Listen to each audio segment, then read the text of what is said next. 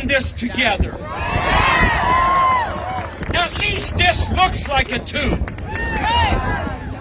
I would like to, since I'm a pastor, I'm entitled to read out of the Bible, right? So I'll read just a couple of verses because I don't believe in boring you.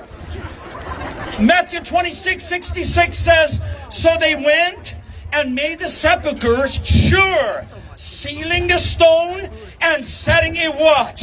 And behold, there was a great earthquake, for the angel of the Lord descended from heaven and came and rolled back the stone from the door and sat upon it." I must admit I like the next verse. "And for fear of him, the keepers of this shutdown," for the keepers of did shake and became as dead men.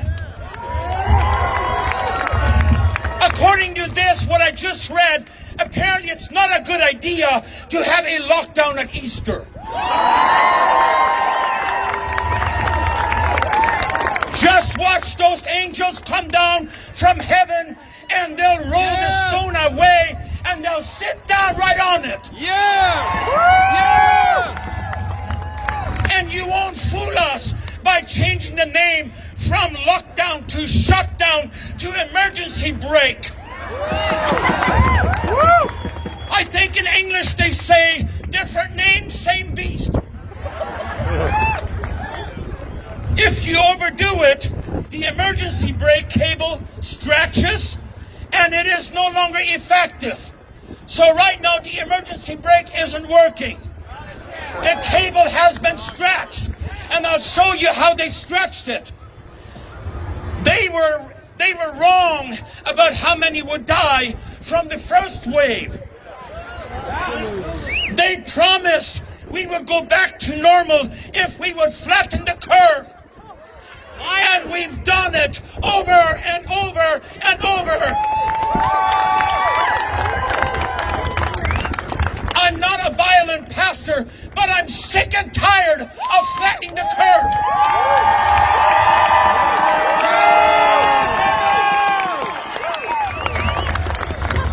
And I will just insert here, I promise our Premier that tomorrow morning, Easter Sunday morning, I promise him we will come up to the 15%, no less than that.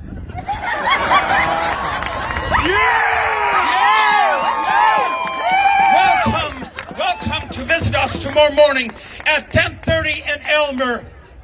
If we live, God gives us breath, it'll be more. It'll be no less than 15%. I just about misspoke. They admitted to giving contradictory messages about masks. Remember? They said they work, they don't work. You need them, you don't need them.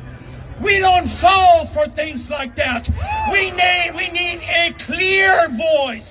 Listen, the people at church wouldn't listen to me if I changed my mind every other day. We've got to have a clear sound. Yes! They continue to use lockdowns after the WHO, also called WHO, advised against them. They were wrong about how many would die from the second wave. They disobeyed their own rules, by the Bible called hypocrites.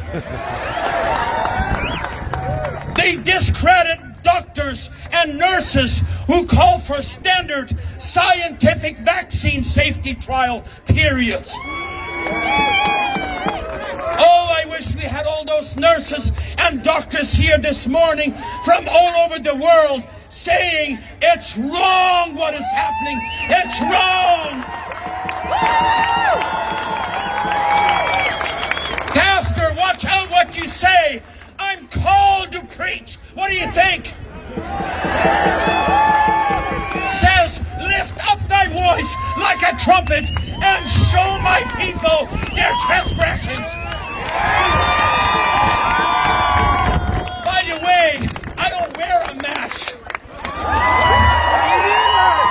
As you can tell, because I want you to see my mouth and I want you to hear me when I speak. used to work in a factory in Stony Creek, and I was handling silica sand. I always wore a mask, and I will when I deal with silica sand. But I won't wear a mask unless it's necessary.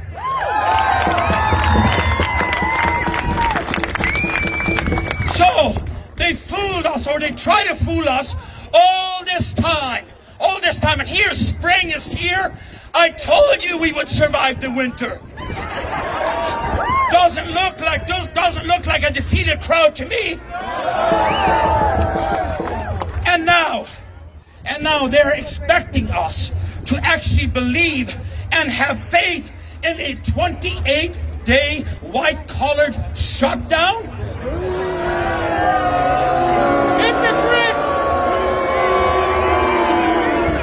I have a question for them. How many crayons do you have? It's green, orange, red, and all of a sudden now the last plague comes upon us, and it's called white. Well, according to my Bible, white doesn't mean something terrible. It means something beautiful. Therefore, this isn't white. Today, let me see, that faith that they're asking of us, all of us combined here, we do not have enough faith to believe them anymore what they're saying.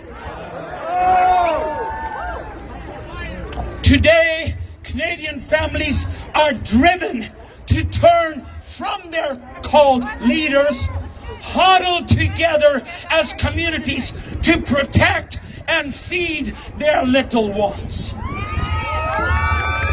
It should never be the case in Canada. It should never be the case that we're looking around. Where's the food? Let's make sure they won't take it all away from us.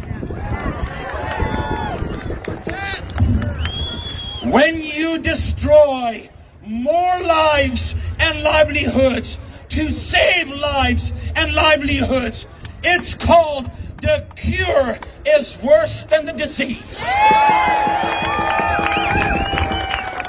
I say I have a message for them. Sorry, folks, I'm not mad. I'm just a little upset. I'm just a little passionate about this. I am sick and tired of you plaguing us with these shutdowns. And as you can tell, we aren't shutting down. I'm almost done. I won't bore you much longer. We are in a severe leadership crisis like we have never seen before. Where are the leaders that don't care about re-election votes? And thank God we have some.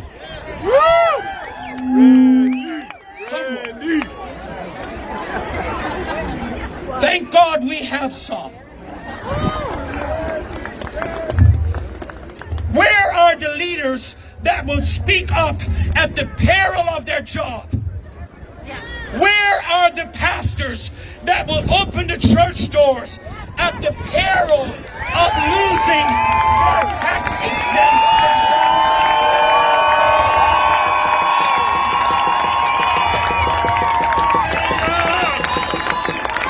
I got a message for them. Government people, don't threaten me that you're going to take my tax-exempt status away. Do what you want. You can't touch God. God is the boss.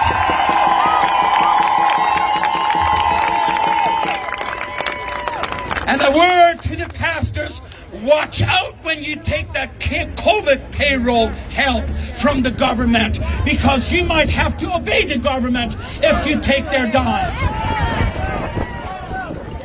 What better time than Easter Sunday morning, rolling away the stone, sit down on it and say, come and see.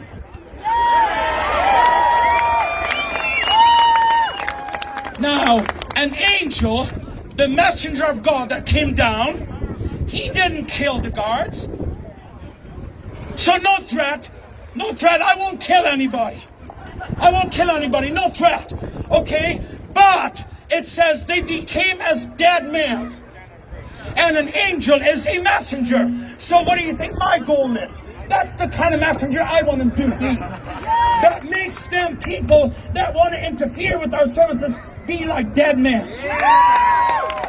Now I'll quickly qualify that and say, all I mean is where they won't have any power to do something about it. Where they will have to leave the church alone.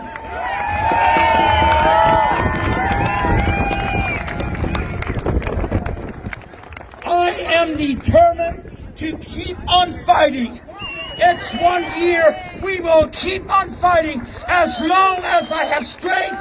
And thank you for your prayers. Thank you.